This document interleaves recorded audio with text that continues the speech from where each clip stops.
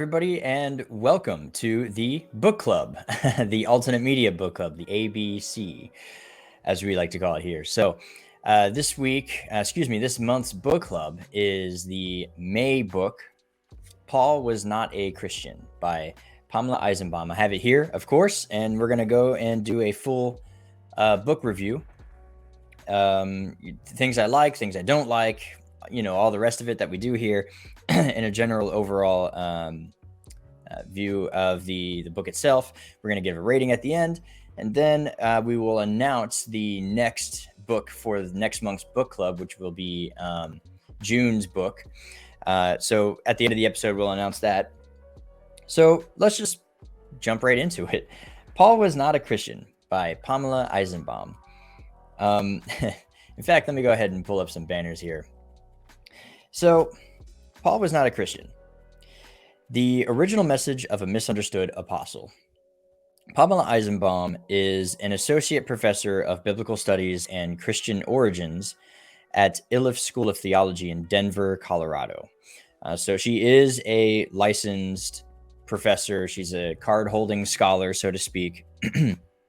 And she herself, I believe, is also Jewish, but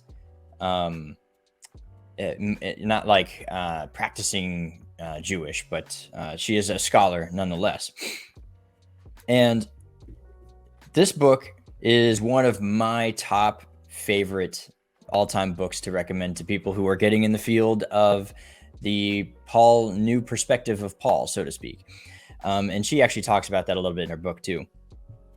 And so we'll just go over some of the chapters here and talk about some of the overarching topics, a couple of key things to take away from. And yeah. So we have, of course, the introduction. And chapter 1, was Paul really Jewish? So this book is going to set up basically totally reinventing what most Christians think when they think of Paul. She's going to do her best to tackle a lot of misunderstood theologies that have developed over history, and she will actually source those misunderstandings in the book, where these misunderstandings come from, who was the first theologian to come up with this particular concept, and why do Christians believe what they do today about the person of Paul. And so the first question in the first chapter is, was Paul really Jewish? And this is where she spends a little bit of time just establishing very basic fundamental truths of Paul, his personhood. And he was, in fact, really Jewish, not just ethnically so, but also very much in practice. And she spends a lot of time here. It's a very short chapter, but she spends a lot of resources rather than time, because it is, again, a very short chapter, really demonstrating how Paul continues to maintain his Jewish identity throughout the entirety of what we call the New Testament writings. Chapter 2 is Paul the Problem. So this is where she kind of takes a step back and looks at Paul through the Christian lens and shows the problems of understanding Paul because of the Christian understandings that have developed over time. And that segues beautifully into chapter 3, how Paul became a Christian.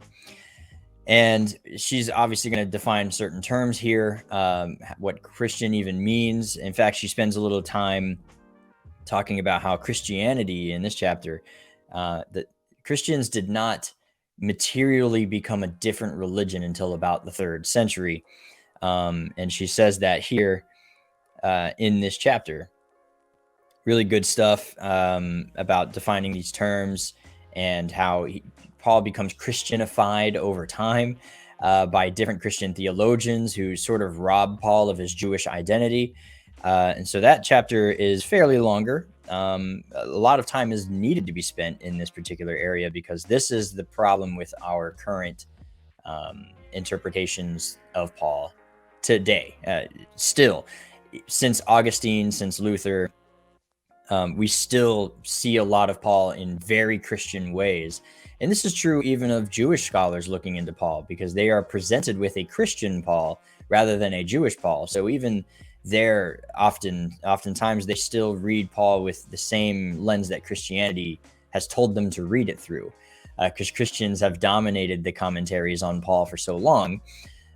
So it is what it is. So chapter 4, this is where things start to get much more corrective. The first few chapters are really introductory to kind of give you some terms. What are they going to use? In her introduction, she establishes that not in the introduction. In fact, I think it's Paul the problem. In chapter 2, she establishes the source material she's going to use, the undisputed letters of Paul. And some of you may be familiar with the channel, and you already may know, we talk about this quite often, that there are two types of Pauline letters, the disputed and the undisputed. The undisputed letters are basically considered by scholars to be absolutely undisputed. We definitely know for 100% with almost exact certainty that Paul wrote these letters. The other letters, we're not entirely sure. They are in dispute. We have reason to believe that maybe he did not write these letters or pen them himself for one way, in one way, shape, or form. And she goes over that a little bit in chapter 2. Chapter 3. No, it's chapter 2. Yep. Page 25. And really establishing how she is only going to develop her view, her opinion of Paul, her biography of Paul, based only on the non-disputed letters. So she takes a very scholastic approach to Paul, because in her view, the undisputed letters, the disputed letters, are in dispute. It is therefore improper to develop any exact or certain statements about Paul's person from a letter that is in dispute in scholastic circles. So she only uses the non-disputed letters of Paul, which, by the way, include letters like Galatians and, of course, Romans, and a few others. But those are going to be the two that she kind of spends a lot of time on, because Galatians is the most popular by Christians to contradict Paul's own writings, and Romans, of course, is one of his greatest works that Paul has ever produced, that we still have today. So moving forward, reading Paul as a Jew is chapter 4. Reading Paul as a Jew, almost. And so there are a couple of things where she introduces how people basically have done nothing more than pay mere lip service to Paul's Jewish background. But most Christian commentators basically say that he abandoned all of his Jewish ways at his conversion. And she talks about that here a lot in the book, that Paul never saw himself as a convert to Christianity. And she spends a lot of time, again, talking about this particular topic, so I won't spend too much time on it here. But Paul never converted to Christianity. In her view, according to the way that she presents Paul here in the book, which I agree with, Paul would never have seen his revelation on the road to Damascus as a conversion.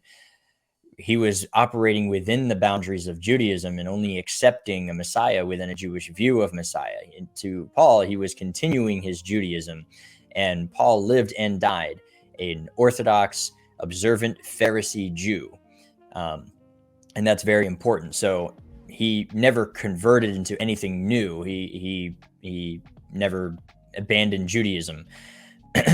And we're going to get in later as we talk about chapter 5 with Paul's Jewish inheritance. She gives a little bit more background about how Paul would have grown up as a Hellenistic Jew. Hellenistic Jew in this context simply means a Jew who lived in Greece, was born in Rome or in Greece provinces. And so we know Paul had Roman citizenship. So he would therefore just automatically, by virtue of his birth, qualify as a Hellenistic Jew. Rather than a quote-unquote Palestinian Jew, which is a Jew born in the area of Israel. And I already have problems with the way that that's worded, but that's not for today's episode. Okay, so Paul, chapter 5, Paul's Jewish inheritance. Again, just a little bit of background. Chapter 6, who is and who isn't a Jew, starting on page 99. So, who is and who is not a Jew. This is where we talk about the Hellenistic background of Paul, why Paul seems to take the stances that he does take when it comes to interacting with other Gentiles. Again, this is actually a fairly short chapter. It's about 16 pages, so not very long. Chapter 7, though, this is one of my favorite chapters, the flexible Pharisees. Chapter 7, the flexible Pharisees. Now you're going to get a little bit of background on what it means to be a Pharisee in the first century. The reason for the title of flexible Pharisees is precisely because Pharisees are actually a lot more lenient than the other versions of Judaism of Paul's day. And Christians tend to think of Pharisees as being the single most strict, like very legalistic, very by the letter, strict observance, vain repetitions and stuff. Pharisees are usually the object of a type of insult, almost always synonymous with legalism or hypocrisy, mostly legalism. The idea of using Pharisee as a insult to mean hypocrite or hypocrisy in general is not used nearly as often in Christianity as it originally was being used when it was never used as an insult by Jesus. But yeah, it at one point basically meant hypocrite, but that's been completely lost since basically Augustine. Now Pharisee, used as an insult, almost always means legalism or legalist. And so in chapter 7, she's going to dispel all of that. She's going to demonstrate and again, this book uses a ton of sources. In fact, let me see here. I'm holding the book now, of course. This entire back section, a solid almost 100 pages, about 78 or so pages. This is all her source material. This is just her bibliography and everything that she used in sources. So it's a heavily sourced book. Just about every paragraph contains at least a source, and then conclusion paragraphs are like the only paragraphs that don't have sources with footnotes on them. But of course, she's just wrapping everything up in a bow at the end of each chapter for you so that you have an idea of what that chapter just covered. But it's all sourced. So the flexible Pharisees. And then chapter 8, Paul, the ex-Pharisee, ex with a question mark, Pharisee. Of course, she's going to demonstrate now here that Paul at no point left being a Pharisee. He continues to talk about himself in the present tense as a Pharisee. Even in Philippians 3, she addresses this problems because Philippians, I believe, is a undisputed letter. She goes into the Greek on how Paul is still referring to himself as a Pharisee. And so his former life as a Pharisee, that former life he talks about is not being a Pharisee. The former life is what he was doing before he came to understand Yeshua as the Messiah. But the Phariseeism part that is in that sentence is not in the past tense. So he continues to refer to himself as a present tense Pharisee. And he oftentimes uses his present tense Phariseeism as a means of a right to brag. Now, he never brags. This is where you read him say things like, I count these all as lost. This is not him throwing away his Pharisee training or even his title as a Pharisee. This is him merely saying, I could brag about these things, but I'm not. And so he actually brings up his Phariseeism as a point of something that he should be proud of, because he is proud of himself being a Pharisee. But in comparison, in contrast to the revelation of Yeshua, it outshines his Phariseeism. And that's the only reason he brings it up, to show that this massive accomplishment that he has had, to be a Pharisee is quite an accomplishment. He is showing the absolute volume that is Yeshua, because the Phariseeism is an absolute volume in and of itself. And so it is a point of something to be proud of. And he does refer to himself as the present tense. That chapter is all about that. Chapter 9, a typical Jew. This is an interesting chapter. So this is when when Pamela, Eisenbaum here, talks a little bit about Paul's regular lifestyle, the way that he writes and speaks. We've demonstrated in the previous chapters that he writes and talks like a Pharisee. In fact, in the previous chapter, she also demonstrates that the words that he uses are very Pharisee-like, very typical of a Pharisee speaker. And so in chapter 9, we're really wrapping up this idea that he is very much a typical Jewish person. And so that actually basically provides the segue for us to get into chapter 10, a radical Jewish monotheist. Another one of my favorite chapters because many of you may already know, I personally am not Trinitarian. And in chapter 10, she actually establishes that neither was Paul. Paul was not Trinitarian. Paul was absolutely a monotheist. And she demonstrates in this book that at no point does Paul ever refer to Jesus as God in any sense of the word. And she goes through great lengths to actually demonstrate really that Paul refers to Jesus as a method through to get to God, right? But all worship and all admiration is always directed to God and through Yeshua, through Jesus. And so she goes through and really talks about how it's almost as though Paul speaks in a way as though he anticipates the Trinity. Like he's giving an answer for it before it's been invented. But of course, the Trinity has not yet been invented. She talks a little bit about early forms of Trinitarianism that still don't exist in Paul's day. Paul never lived long enough to actually see the first versions of the Trinity pop up. The first versions of the Trinity happened post the destruction of the temple in Jerusalem, and Paul dies 4 years before the destruction of the temple in Jerusalem. So he actually never lived long enough to even see a Trinitarian doctrine at all. So the entirety of the New Testament, or at least 99% of it, was written before Trinitarianism was even a thought of doctrine. and she demonstrates that through what he says here, he is being very much a radical Jewish monotheist, which again is pretty typical of Judaism as a whole, to be radically monotheist. Chapter 11, on a mission from God.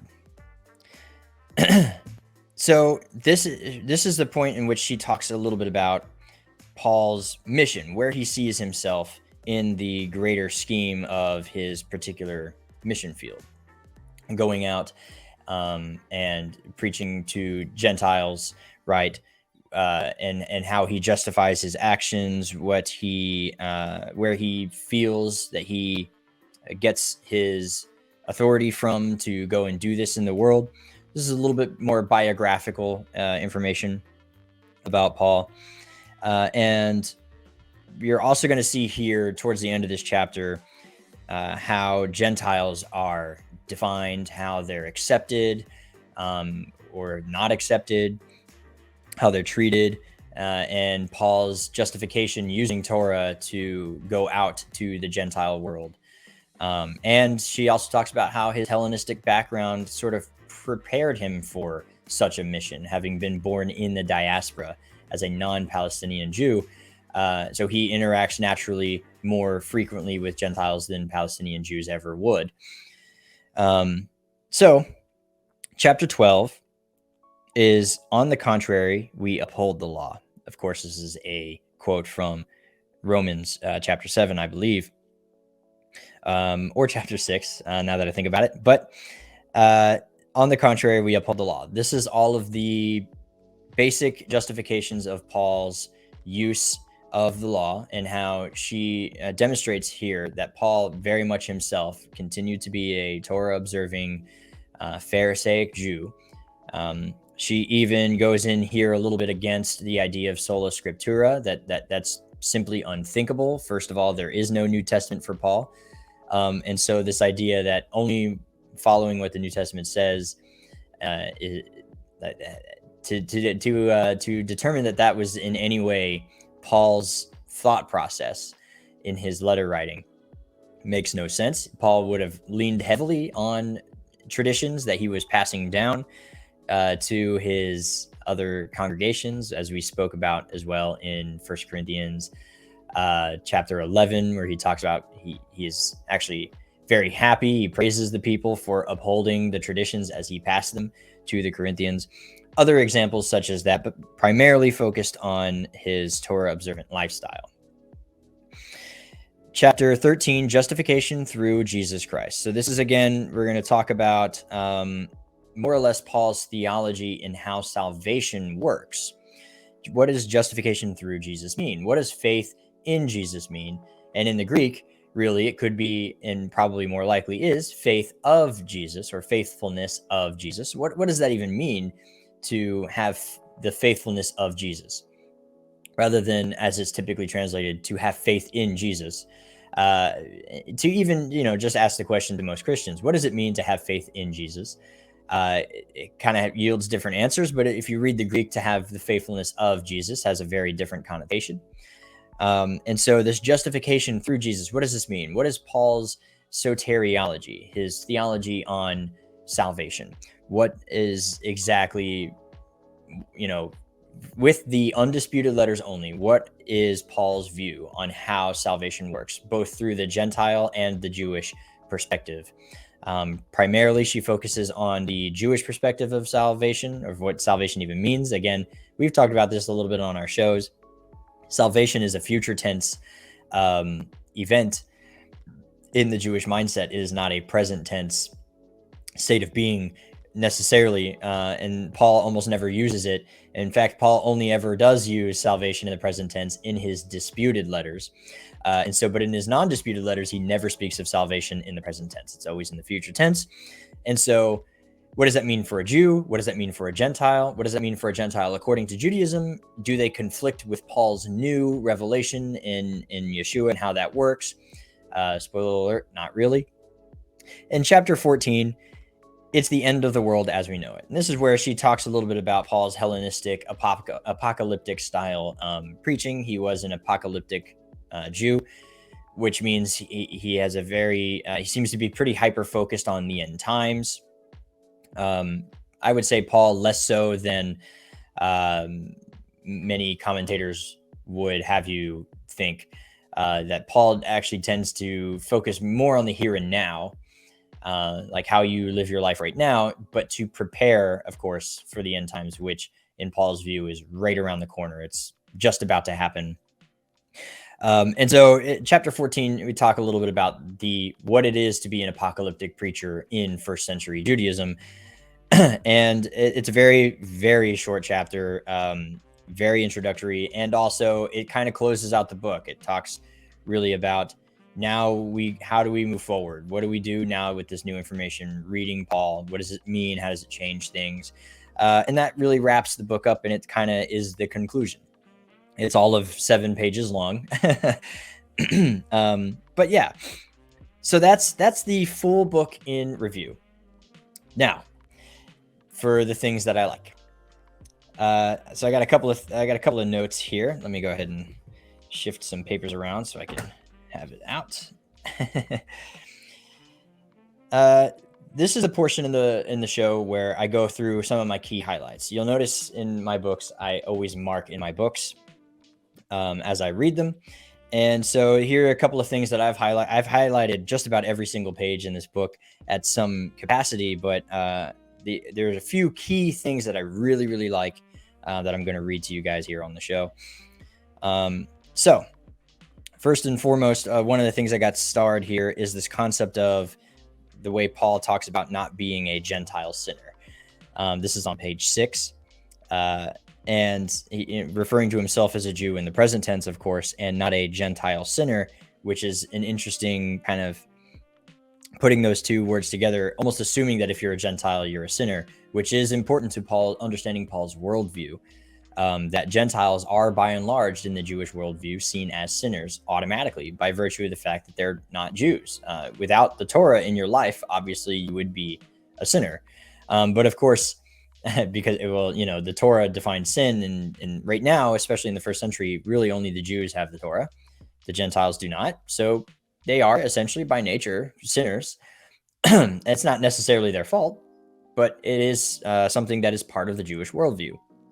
And of course, the biggest part is that in the Hellenistic areas, sexual immorality is rampant, common, and treated as no different than seeing a set of Legos. So she talks a little bit about that, and by simply not, by referring to himself as not a Gentile sinner. By doing so, Paul makes clear to us that the terminology of Jew and Gentile does not merely refer to one's ethnic or cultural heritage. The terms Jew and Gentile also refer to one's morality and to one's disposition vis-a-vis God. On page 7, I also have here, this is one of a big star next to this one. Christians did not materially distinguish themselves until the late 3rd or early 4th century. And of course, that's sourced with a footnote. In the bibliography, it's footnote number 3. Things I also really liked is from page 16. This is the disputed and undisputed letters section. The undisputed letters are Romans, 1st and 2nd Corinthians, Galatians, Philippians, 1st Thessalonians, and Philemon. The rest are disputed letters.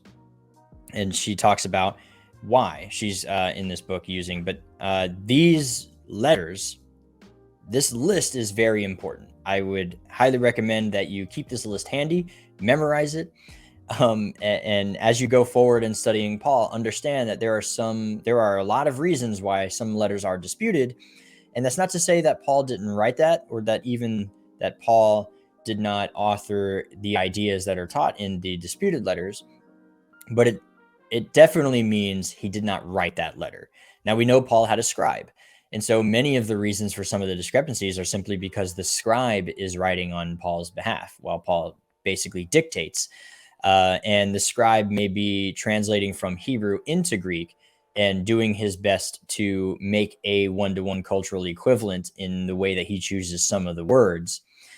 Things like that, again, it doesn't make the New Testament a problem per se, but it does mean that it becomes a secondary source to the biography of the person of Paul rather than as a primary source, because we know essentially that it is very likely Paul did not write this himself. Again, not necessarily a problem, but important to remember, especially for my apologetic friends who speak a lot to atheists.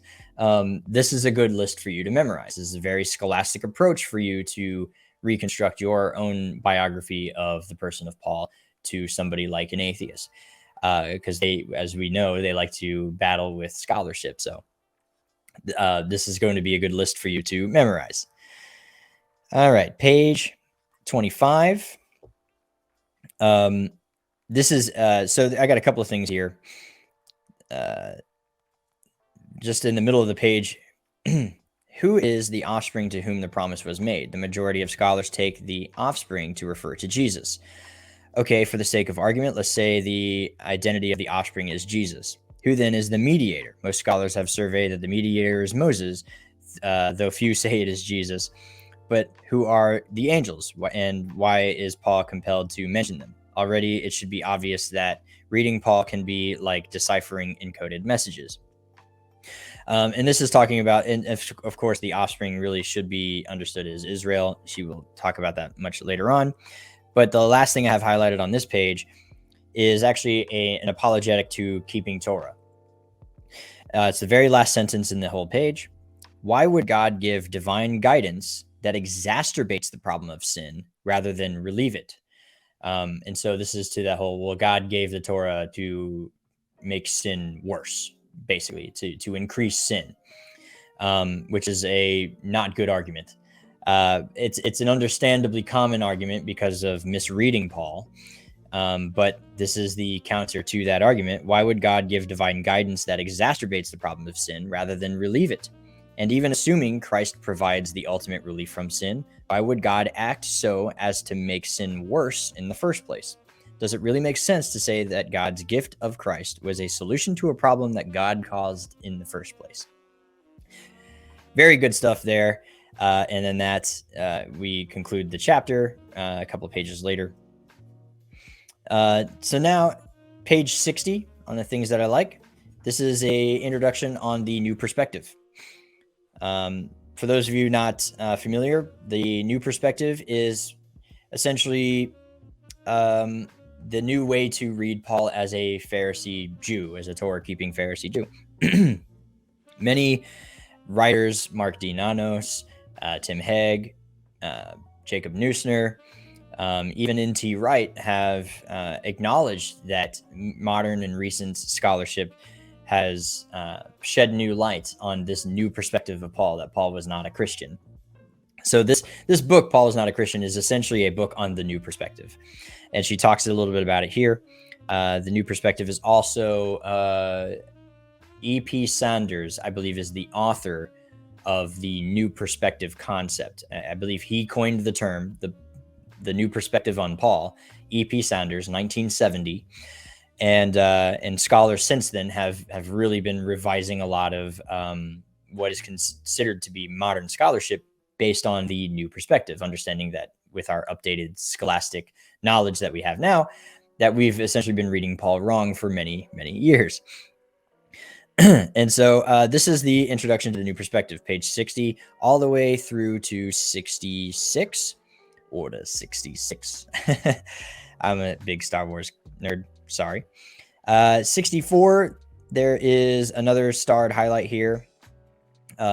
In short, fulfilling God's commandments is the very manifestation of Israel's faith in God.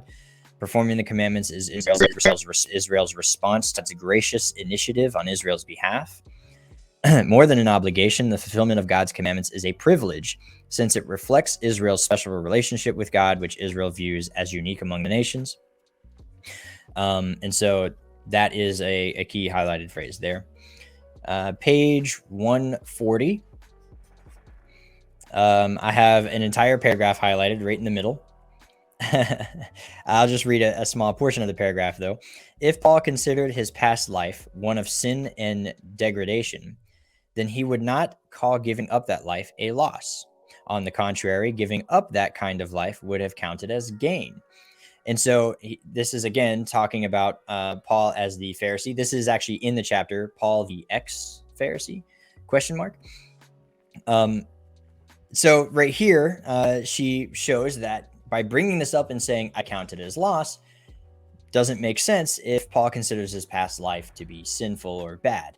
But rather, that would be counted as gain to lose those things.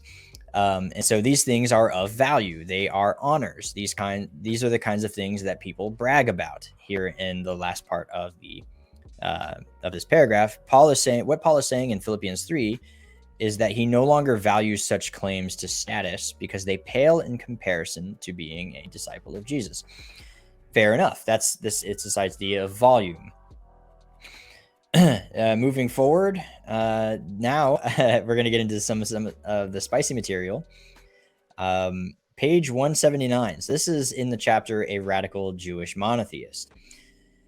In page 179, there is a list that she compiles of very basic Jewish beliefs in monotheism, particularly in Paul's context on his view of Jesus. And so this list is at the top of the page. It is 4 things. 1, that God has released Jesus from death so that it is really Jesus, not merely his memory or influence who lives again. 2, that God bestowed on Jesus uniquely a glorious new form of existence, immortal and eschatological bodily life. 3, that Jesus has also been exalted to a unique heavenly status, thus presiding by God's appointment over the redemptive program. And 4, that those who were given these special encounters with the risen Jesus were divinely commissioned to proclaim Jesus' exalted status and to summon people to recognize his resurrection/exaltation, the signal that the eschatological movement of redemption has arrived. Okay, so those are the 4 basic foundations that are present in the letters of Paul. That Jesus actually rose from the dead. She argues here. I know some scholars disagree that basically they say that Paul did not believe in a physical resurrection. She actually does not hold to that view here, and she, of course, backs up her claims. But the part number 2, that God bestowed on Jesus a uniquely glorious new form, and he was exalted to a unique heavenly status. That's very important moving forward in this chapter. Let me see here. I think it's page 187. We talk a little bit about the Logos, what that actually means in a Hellenistic style and in a Hebrew perspective, and its equivalents, what that really means. But page 187, this one's funny because it's probably the most marked up of the pages. Here it is. This is the one where right here I have highlighted, there are certain things, for example, that Paul would never say of Jesus. Most obviously, Paul never refers to Jesus as theos, or God. It may be, in fact, that kurios dominates as a title for Jesus precisely so as to keep clear the distinction between God, who is almost always referred to as theos. As already mentioned, words of worship are not directed to Christ. They are directed to God through Christ. That is a very, very important distinction. We've brought this up on the show on our Trinity discussion many times. But worship is never directed to Jesus. It's always directed to God through Jesus. And that's a very, very important highlight. And then, of course, right here, I also have starred to be sure, Christ is so often part of the context of prayers or words of praise, but it is different from being the object of worship, even in texts that exemplify a strikingly high Christology, so high that it appears as if Paul anticipates the Trinity doctrine of the 4th century, in which Jesus is a co-equal part of the Godhead. A more careful reading reveals the way in which the apostle maintains a distinction between God and Christ, and the way in which the latter is always a subordinate to the former.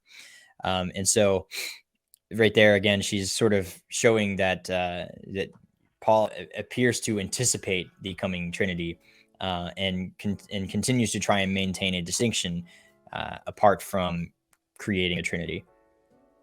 Of course, the faith of versus the faith in Jesus, that's on page 189. Fairly simple, and that's actually, we're getting towards the end of the book. There's only a few more pages left, a couple of chapters left. We uphold the Torah. Again, it's an apologetic on Torah observance and some of the soteriology. I didn't have so much highlighted in the back there because that's fairly common. There's other books about those particular topics that are, I think, in my opinion, more equipped for that topic at length. And this book is more about reading Paul in his Jewish context, which I think the first 10 or so chapters do the best job. And the last chapters, they're great chapters. I'm not saying I didn't highlight them as much because they're not as good. By the time I got to reading this book, none of this information was new for me. And I read this book for the first time, I think about eight years or so. I'd always heard about it as a resource. I've seen it quoted in many other commentaries, especially by, Tim Hegg, Thomas Lancaster. And then I think it was about 8 years ago, I picked it up for the first time. And by the time, 8 years ago, the last few chapters were just not as revelatory to me. But the things that stood out to me the most 8 years ago were the highlighted parts that I've talked about here. All right, so now for some things that I don't like. Things I don't like. She leans a little bit heavy on Paul's Hellenistic background. There are a couple of areas in which she presents Paul as not very typical of a Pharisee Jew, but more typical of a Hellenistic, almost secular Jew. There are parts, those parts I don't typically like. I typically tend to disagree with those parts. And it's okay to disagree with scholarship. That's what scholarship is. Scholarship is disagreeing with some opinion because you have some other evidence to back it up, and then you just back it up, and that's what makes scholarship peer-reviewed, and it makes it better. That's how we evolve. So it's okay to disagree with scholarship. Don't let people give you a faulty appeal to authority, like the authority can make a final say and it can't be questioned. It can and it should be. So personally, I think she leans on his Hellenism a little too hard in some places. There are parts in which it makes a lot of sense, and I agree with it, that his Hellenistic background opens him up to Gentile relations very easily. He did have a classical education through his teacher Gamaliel on some basics in philosophy, in Greek style philosophy. That part is very much true. That's parts we can even see reflected in Jewish sources like Talmudic literature, where we know that Gamaliel taught his disciples, his students, to read and write Greek and to be able to converse at a governmental level with Greek and Roman officials. And by that measure, they would have to learn basics in some of their philosophies so that they could engage in government without an interpreter. And so that was important to Gamaliel. Gamaliel was Paul's rabbi, and so it makes sense that Paul would have a very Hellenistic training as well in part of his background. But there are parts in which I think she leans just a little bit too on the secular side for the Jewish Paul. But it's really not so I honestly can't even think of a current example. And I was going through my notes here, and I wasn't even able to write down a current example. Actually, you know what? I did have something written in the margins here on something that I think it's page 147. Let me make sure that's correct. Yep, it is 147. Okay. For example, in right here, the sentence is on page 147 in the middle paragraph. Indeed, it is more likely that Paul had given some significant measure of attention to Jew-Gentile interaction, especially since being a Pharisee did not require one to live in seclusion from Gentiles. I wrote, be that as it may, it is technically true that it doesn't require Pharisees to live in seclusion from Gentiles. It basically did. We've talked about on the show already, and we've even given some sources. We have previous episodes on Better Call Paul on how to be a Jewish chaver. You can't associate and eat with anyone who's not a chaver, a peer. So table fellowship with Pharisees was usually exclusively towards other Pharisees, or those who the Pharisees would have given a thumbs up for. And Gentile relations with the Pharisees at this time, particularly in the first century, with Shammai being in charge, we have demonstrated and shown here on the show in the past that Jew-Gentile relations were incredibly uncommon and shunned and not okay in the Jewish world. Shammai's 13 edicts basically all but made it illegal to so much as shake hands with a Gentile. And so the turmoil that is actually first century Judaism with Gentile relations is quite the opposite. And so that is one thing in this book I didn't like, is that she sort of downplays a little bit, in my opinion, downplays the massive divide that existed between Pharisees and Gentiles. Because although it may have been true during Hillel's reign, when Hillel was in charge of the Sanhedrin, that Jew-Gentile relationships were more or less fine. Once Shammai took over, and he would remain in power to the end of the first century, and his basically until the destruction of the Second Temple.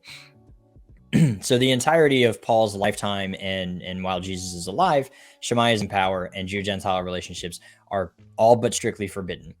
And so that is one part that I did not like, but that is one of the, again, I reread the book for this book club, and I was unable to find any other specific problems that I had that was worthy of note for me for this episode. There are, of course, many things that I could go through of things that I like and things that I don't like, but we would be here all day, and we'd basically be reading the entire book, and I'd be giving a commentary on the whole thing. I don't feel like doing that. This is a book review. All in all, the key takeaways are the new perspective of Paul and the disputed letters and the non-disputed letters. Those are some of the massive key takeaways that I think this book really, really is very, very useful for.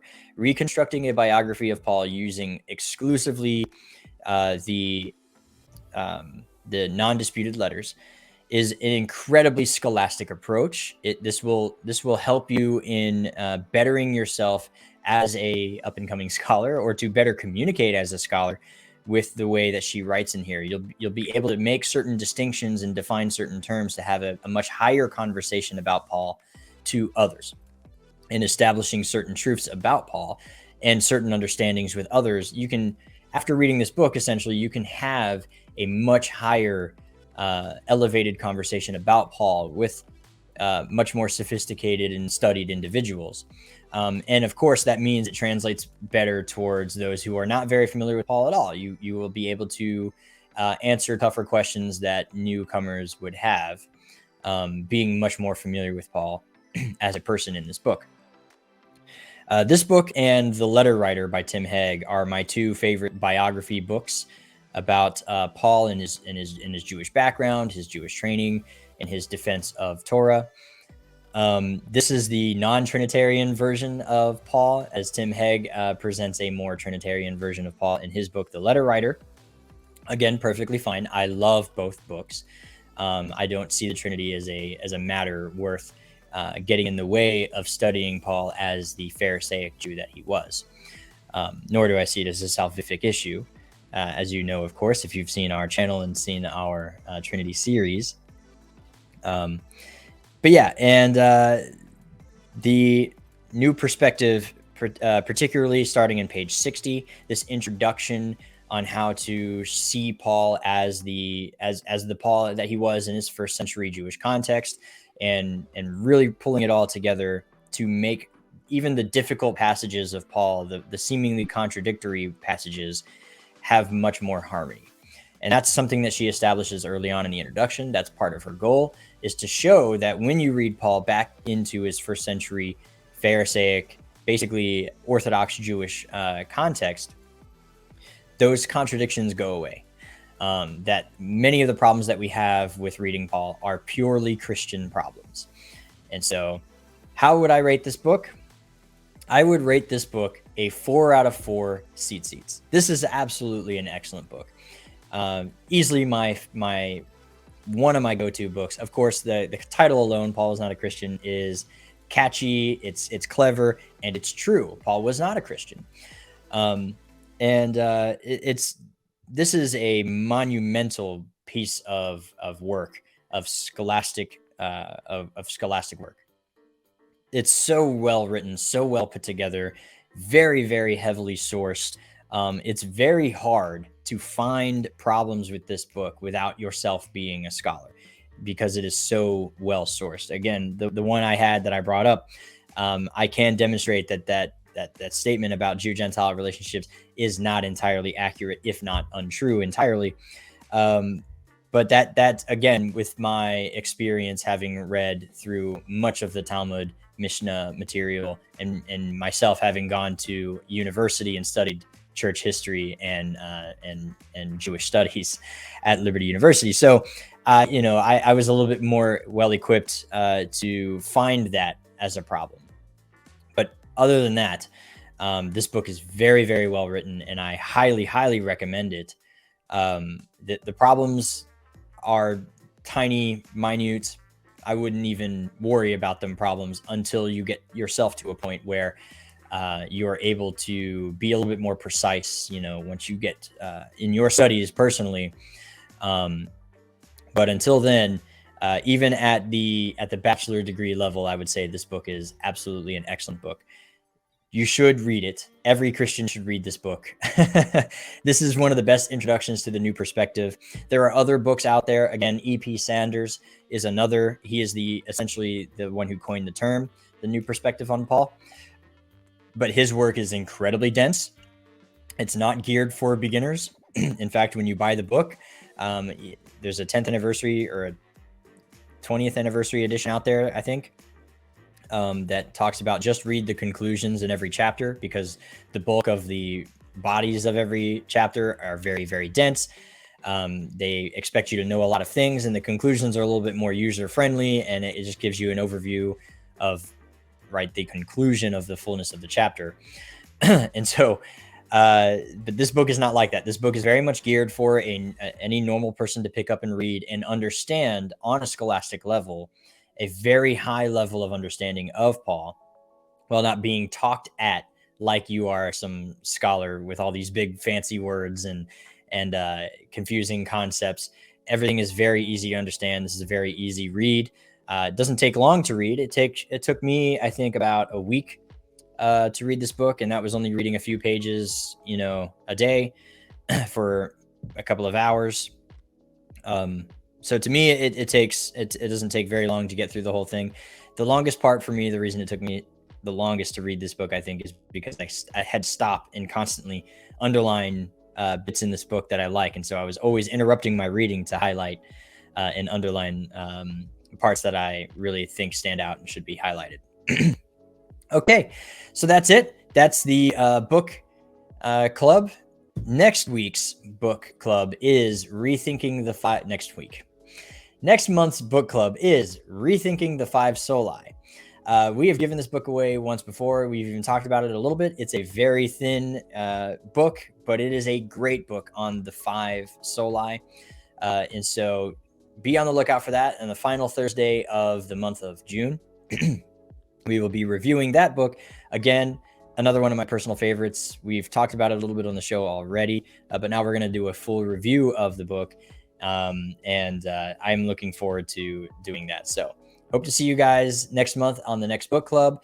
For those of you who are watching this book club premiere currently, after the show, if you are a supporting member of Alternate Media via our Patreon or through the website or whatever, you are an official book club member, essentially, and we will be hanging out in the Discord in the book club section where we can talk a little bit further about the book. You can ask me questions. You can tell me things that stood out to you. Please leave in the comments, even if you're not a supporting member, leave in the comments things about this book that you liked, that you didn't like, key points that stood out to you, particularly what you would rate it if you could give it a rating. And of course, if you enjoyed the episode, don't forget to hit the like button. Believe in the subscribe button. It's the easiest and freest way to support the ministry. It really helps us out a ton, and we really appreciate all of your guys' support. Thank you for joining us here on the Alternate Book Club, the ABCs, and we will see you next month. Shalom.